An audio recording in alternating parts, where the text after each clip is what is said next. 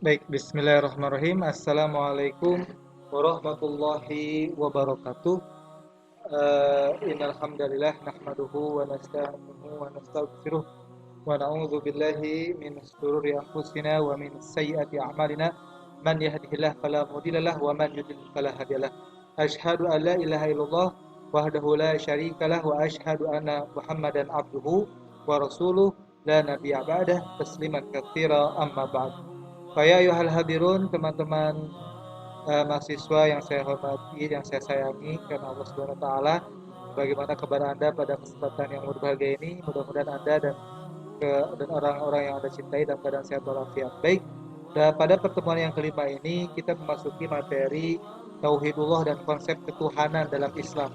Bagaimana konsep ketuhanan dalam Islam? Insya Allah pada kesempatan hari ini kita akan sedikit berdiskusi.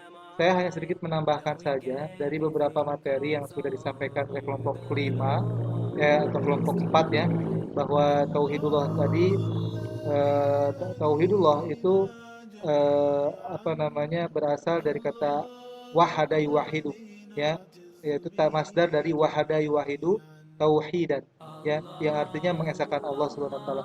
Dalilnya mana? Lihat dalam surat Al-Ikhlas, Allah Subhanahu wa taala berfirman, "Qul huwallahu ahad." Ya. Ini adalah konsep ketuhanan kita bahwa Allah Subhanahu wa taala hanya satu-satunya zat yang harus disembah ya, dan dialah esa. Dia tidak beranak dan tidak pula diperanakan. Sebagaimana lanjutan daripada surat Al-Ikhlas tadi, "Qul huwallahu ahad, Allahus samad, lam yalid wa lam yulad wa lam yakul lahu kufuwan ahad." Ini menunjukkan bahwa konsep ketuhanan dalam Islam sudah jelas dalam surat Al-Ikhlas bahwa tidak ada Tuhan ya, bahwasanya hanya Allah satu-satunya zat yang esa yang harus kita ibadahi ya. Siapa dia? Dialah Allah Subhanahu wa taala, Tuhannya seluruh alam, Tuhannya seluruh makhluk hidup, Tuhannya seluruh manusia, ya, Tuhannya seluruh hamba tentunya. Nah, baik teman-teman, kita langsung kepada pembagian tauhid nih, ya. Berdasarkan beberapa kajian para ulama yang saya baca-baca gitu ya, ada terdapat tiga konsep pembagian tauhid ini. Yang pertama adalah tauhid rububiyah, yang kedua ada tauhid uluhiyah, dan yang ketiga ada tauhid asma wa sifat. Baik, kita bahas yang pertama dulu.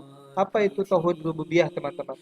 Tauhid rububiyah adalah mentauhidkan Allah dalam kejadian-kejadian yang hanya bisa dilakukan oleh Allah Subhanahu wa taala, serta menyatakan dengan tegas bahwa Allah taala adalah Rabb, raja dan pencipta semua makhluk, dan Allah lah yang mengatur dan mengubah keadaan mereka. Hal ini Anda bisa lihat dalam Al-Jadid Syarah Kitab Tauhid ya. Meyakini rububiyah yaitu meyakini kekuasaan Allah dalam mencipta dan mengatur alam semesta, misalnya meyakini bumi dan langit serta isinya diciptakan oleh Allah Subhanahu wa taala. Nah, hari ini di tempat saya ini sedang hujan. Kita meyakini bahwa turunnya hujan itu adalah Allah Subhanahu wa taala, bukan siapa-siapa, bukan makhluk yang lain. Allah lah yang menurunkan hujan dimanapun Dia inginkan, di sanalah Dia akan turunkan hujan.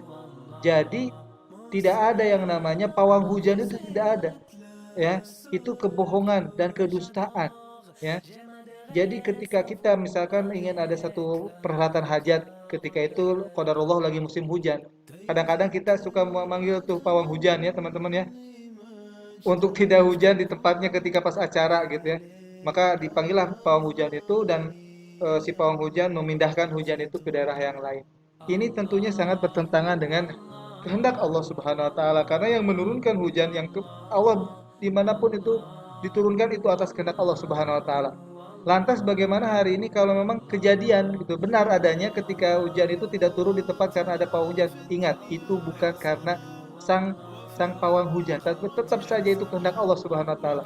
Bisa jadi memang ada bantuan jin, setan yang ikut yang ikut menahannya, dan itu pun tentu saja tetap atas izin Allah Subhanahu wa taala. Untuk apa? Namanya istidraj, teman-teman. Apa itu istidraj? Istidraj itu pembiaran agar dia dari ke terlena dari kemaksiatannya kepada Allah Subhanahu wa taala. Jadi disangkanya, wah, saya ahli nih, wah, saya ini jagoannya nih, jagoan bisa pawang gitu ya, bisa memindahkan air hujan ke yang lainnya.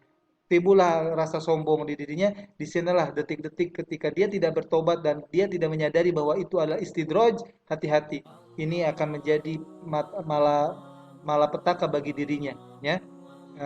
Jadi tidak ada itu pawang hujan dan tidak ada yang pawang-pawang yang lainnya gitu yang tidak sesuai dengan syariat Islam. Semuanya itu atas kehendak Allah Subhanahu wa taala. Ya, di dalilnya Allah Subhanahu wa taala berfirman, "Alhamdulillahilladzi khalaqas samawati wal arda wa ja'ala zulumati wan nur." Segala puji bagi Allah yang telah menciptakan langit dan bumi dan mengadakan gelap dan terang. Artinya apa? Yang mendatangkan siang dan malam siapa? Allah Subhanahu wa taala. Kita tidak bisa, walaupun kita pernah menciptakan pulau buatan di mana di sana ada matahari buatan dan bulan buatan, juga tetap tidak bisa menandingi kecanggihan yang Allah ciptakan.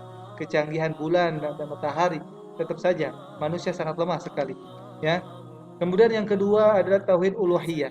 Tauhid uluhiyah adalah mentauhidkan Allah dalam segala bentuk peribadatan yang baik, baik yang zahir maupun batin. Dalilnya iyyaka na'budu wa iyyaka nasta'in. Lihat, hanya kepada Engkaulah kami menyembah dan hanya kepada Engkaulah kami meminta pertolongan. Iyyaka na'budu, kami lihat di sini totalitas penghambaan. Bahwa setiap sholat kita, ruku kita, kurban kita hanya untuk Allah Subhanahu wa taala. Hal ini kan tergambar dalam dalam pembukaan iftitah kita, ya. Kalau ada yang buka, ya, apa namanya? Inna solati wa nusuki wa mahyaya wa mamati lillahi dan sebagainya.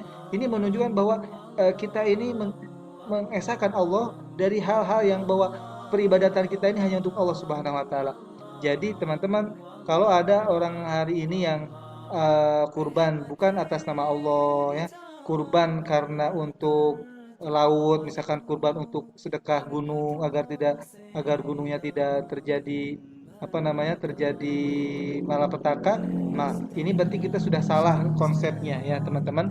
Salah konsep, bahwa kita telah menyelisih tauhid uluhiyah, ya.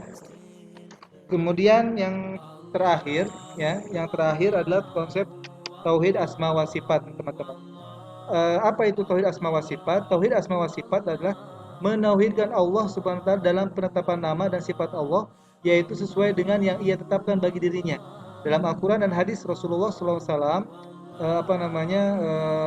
Allah Subhanahu wa taala telah memberikan gambaran kepada kita bahwa Allah memiliki nama dan sifatnya. Walillahi asmaul husna fad'uhu biha.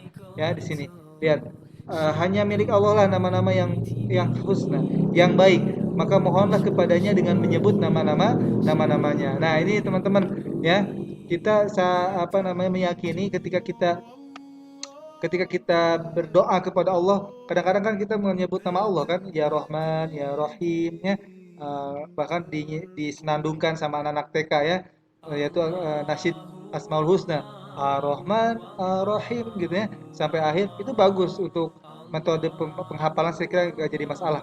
Tapi intinya tentunya bukan sebatas nyanyiannya yang kita garis bawahi. Tentunya esensi dari penghafalan itu sendiri.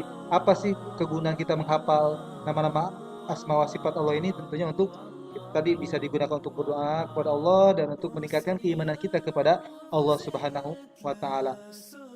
Teman-teman, jika ada yang bertanya, Pak, ini dari mana sih pembagian tauhid ini? Kok tidak ada penjelasan para ulama, bahkan hadis Nabi pun tidak ada. Baik, betul sekali. Eh, pembagian tauhid ini menjadi tiga konsep tauhid itu berdasarkan ijtihad lah, kalau kita katakan boleh seperti itu, ijtihad para ulama, para ahli ilmu. Tidak sembarangan, ya, kita tidak atas kehendak hawa nafsu kita gitu untuk mengambil sebuah konsep. Itu para ulama, ya. Contoh kecil begini, teman-teman, ya. Kemarin kan kita sudah membahas tentang masalah sumber hukum Islam, ya. Sumber hukum Islam itu kan ada empat, ya: Al-Quran, Al-Hadis, Ijma, dan Qiyas, gitu, ya. Nah, dan Qiyas dan Ijma ini boleh salah satunya dengan cara berijtihad dengan ra'i, dengan ijtihad para ulama. Nah, inilah ijtihad para ulama yang kontemporer, kita katakan seperti itu, telah membagi menjadi 3 poin ini, yaitu konsep tauhid rububiyah, uluhiyah, dan asma wa sifat. Dan semua ini berdasarkan dalil tentunya. tidak berdasarkan hawa nafsu dan tidak berdasarkan atas keinginan-keinginan pribadi, tidak. Tapi ini berdasarkan dalil-dalil yang ada, hanya dibuatlah si tiga konsep ini. Kalau kita cermati memang betul ya. Kalau kita baca Al-Qur'an ya, itu pasti ayat-ayat itu akan menjurus kepada tiga poin ini. Contoh kecilnya teman-teman dalam surat Al-Fatihah saja. Dalam surat Al-Fatihah kita membaca mulai dari Bismillahirrahmanirrahim sampai Waladhdallin, itu ada tiga poin ini, ada tiga tauhid ini. Mari kita buktikan ya. Kita yang pertama apa? Kita baca dari yang pertama ya. Bismillahirrahmanirrahim. Dengan menyebut nama Allah yang Rahman, yang Rahim. Ar-Rahman, Ar-Rahim apa ini? Sifat. Berarti termasuk asma wa sifat.